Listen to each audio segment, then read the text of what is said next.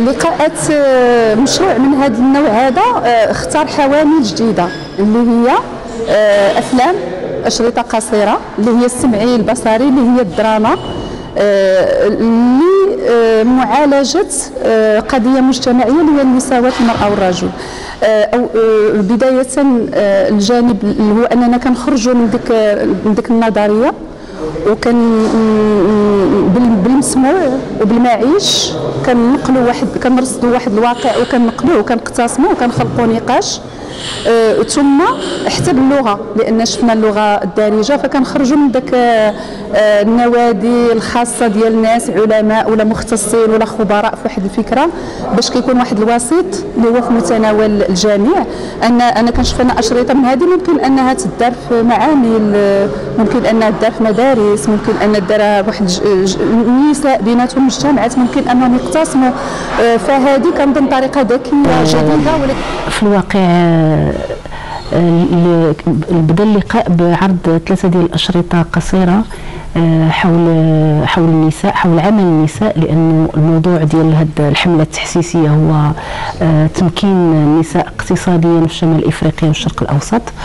فتعرضوا 3 ديال الافلام كلهم تيبينوا النساء، عمل النساء في مختلف المجالات. مثلا المراه راعيه غنم في الاردن، جنوب الاردن، المرأة كخياطة في مصر، والمرأة أيضا في المغرب تندرس ديال واحد الفتاة يعني في قروية اللي كتحلم أنها تكون طبيبة، ومن بعد غادي تعرقل لها هذه الإمكانية لأنها فتاة. النقاش عموما كان جيد جدا، وأنا شخصيا سعيدة به، لأنه تطرق لأوضاع النساء، هو المحور الأساسي هو المرأة والاقتصاد، يعني المرأة والعمل والشغل، ولكن النقاش عموما تطرق لأوضاع النساء من مختلف الزوايا. أنا جد مسرور اليوم في هذا اللقاء اللي كيهتم بحقوق النساء والمساواة ديالهم في المجتمع.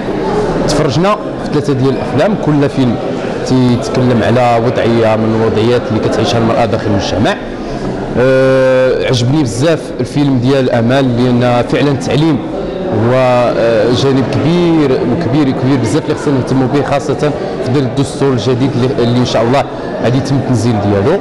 أنا متفائل بزاف، لأن بحال هاد الملتقيات كتوعي المجتمع وكتوعي الناشئة بضرورة أو ثقافة حقوق المرأة.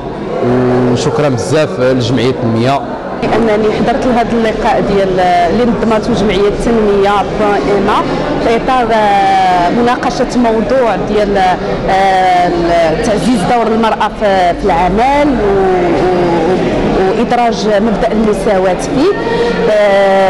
وتم عرض ومناقشه 3 ديال اشرطه صغيره اللي تطرقت لمجموعه ديال الاشكالات والتحديات واكراهات اللي كتعرقل او اللي تحد من مساهمه المراه داخل المجتمع اقتصاديا واجتماعيا وسياسيا.